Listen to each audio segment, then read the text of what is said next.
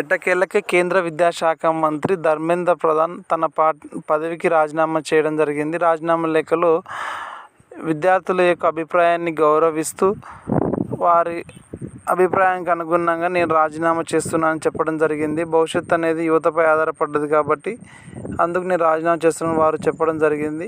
ఈ రాజీనామా తర్వాత సీజేపీ నాయకులు మీడియాతో మాట్లాడుతూ ఇది ముమ్మాటికి భారత రాజ్యాంగ విజయమని, గత కొన్ని రోజులుగా నిరసన కార్యక్రమాల్లో పాల్గొంటున్న విద్యార్థులకు విజయమని వారు చెప్పడం జరిగింది.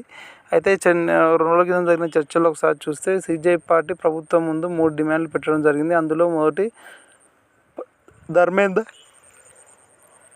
ప్రధాన్ రాజీనామా చేయాలి మరియు చనిపోయిన విద్యార్థులకు ₹1 పరిహారం ఇవ్వాలి. ఈ నిరసనలో పాల్గొన్న విద్యార్థులపై ఎటువంటి కేసులు లేకుండా చూడాలని చెప్పడం జరిగింది. అయితే చర్చలో పాల్గొన్న కేంద్ర పెద్దలు జేపీ నడ్డా గారు, జితేంద్ర సింగ్ గారు పరిహారానికి మరి కేసుల విషయంలో వారు స్పాట్లోనే ఓకే చెప్పడం జరిగింది. రాజీనామా విషయంలో మాత్రం ఒక రోజు వరకు టైం ఇవ్వండి అన్నట్టు అడగడం జరిగింది, శనివారం వరకు. అయితే ఆ నిర్ణయం అనుగుణంగానే ఈరోజు ధర్మేంద్ర ప్రధాన్తో రాజీనామా చేసినట్టు తెలుస్తుంది.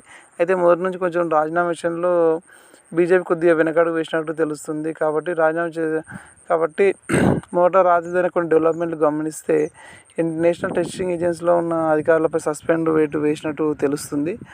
అయితే బీజేపీ మరొకలాగా ఏం ఆలోచిస్తుందంటే ఈ నిరసన కార్యక్రమాలు చాలా రోజులు కొనసాగితే ఇబ్బంది అవుతున్న ఉద్దేశంతో తక్షణమే